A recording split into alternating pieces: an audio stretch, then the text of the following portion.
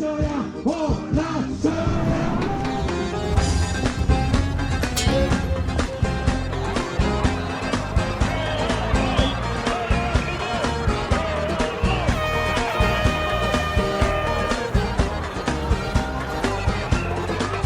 aujourd'hui on est là dans une idée de convergence des luttes, c'est la manif des cheminots qui commence, donc on vient avec les camarades soutenir avec nos revendications à nous aussi. C'est une manif interprofessionnelle, donc contre les lois qui sont en train d'être fait passer par le gouvernement. Donc les ordonnances en fait, sont fait passer par ordonnance, c'est l'éducation et les services publics qui sont attaqués. Donc le mouvement aussi bien lycéen qu'étudiant part du fait que voilà, on prévoit un peu plus de sélection. Loi orientation réussite étudiante ou un truc comme ça. Donc il veut mettre en place la sélection à l'université, donc qui existe déjà d'une certaine manière mais qui va être systématisée avec des demandes de lettres de motivation aux étudiants très appuyées, certains prérequis totalement aléatoires, parce qu'on sait tous qu'il faut avoir une très très bonne note en maths pour aller en fac de lettres par exemple.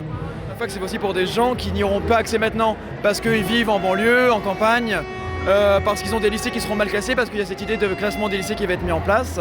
Il y a de plus en plus de gens qui sont en train de s'informer de ces questions, qu'en fait on est en train de privatiser l'université avec les lois qui sont en cours et que c'est pas possible, il faut se bouger.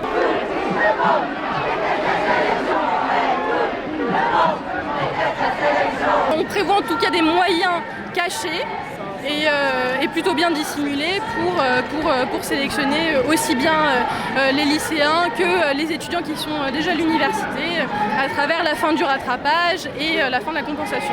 La compensation, c'est l'idée que si j'ai 8 à mon premier semestre et 12 à mon deuxième semestre, j'ai 10 à l'année, donc j'ai mon année. Là, vu qu'on a une idée de personnalisation des parcours à la fac, il n'y aura plus ça.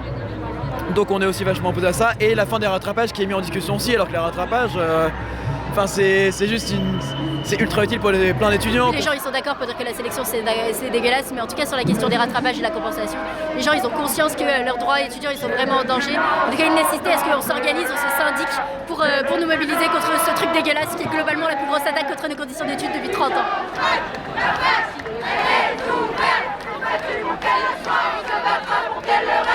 Moi je suis de Paris 1 et du coup on est 14, 15, c'est un peu les chiffres on sait pas trop, mais en tout cas une quinzaine de facs qui sont bloqués en France, donc ça a commencé à Montpellier, Toulouse et ça monte. Ce matin on était 1800 en AG, on était entre 800 et 1000 à avoir voté la reconduction de l'occupation. À Paris 8, qu'est-ce qui se passe en ce moment? Ce matin donc l'université a été bloquée. Ça a été voté en AG, donc voilà, et puis c'est quelque chose qui va être, je pense, reconductible, puisque les étudiants sont assez énervés. L'Assemblée Générale, c'est là où on essaie de prendre les décisions pour le mouvement, des décisions à l'échelle de la fac, mais aussi plus largement en se retrouvant dans des coordinations. C'est l'endroit où en fait les étudiants font la politique eux-mêmes, prennent leurs décisions eux-mêmes et font en sorte de développer le mouvement. Ça permet de faire cesser l'activité de l'université et concrètement de faire réagir. Et cette occupation, c'est pas une occupation d'une fac fermée, c'est l'idée d'avoir une fac ouverte. On a des ateliers, on a un économiste qui vient ce soir, on a eu des conférences de professeurs de l'université sur la commune, sur les femmes dans la commune, sur mai 68, sur être révolutionnaire en 2018, etc.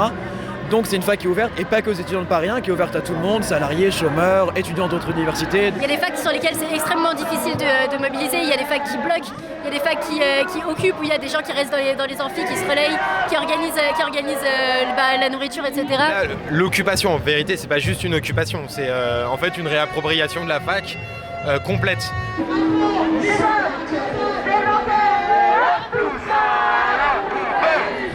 On est en train de réprimer très durement des étudiants. À Montpellier, des fascistes sont rentrés dans la fac. À Bordeaux, c'est des flics, par exemple, mais il y a plein d'autres cas.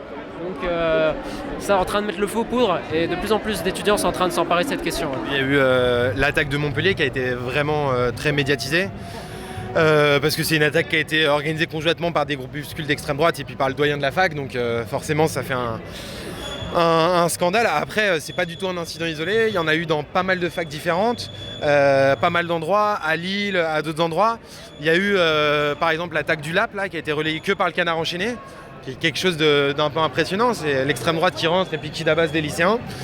Ça, là, pour le moment, le gouvernement, sa politique, c'est de, quand c'est trop médiatisé, de dire oui, oui, on condamne, etc., mais puis d'étouffer tout le reste.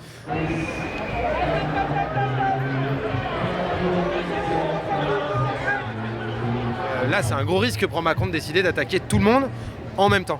Nous, ce qu'on espère, c'est de faire en sorte que toutes ces luttes qui se mettent en place là, en ce moment, elles prennent une dimension politique et que ce ne soit pas juste des luttes sectorielles, mais des luttes qui revendiquent la lutte contre Macron et contre toute sa politique.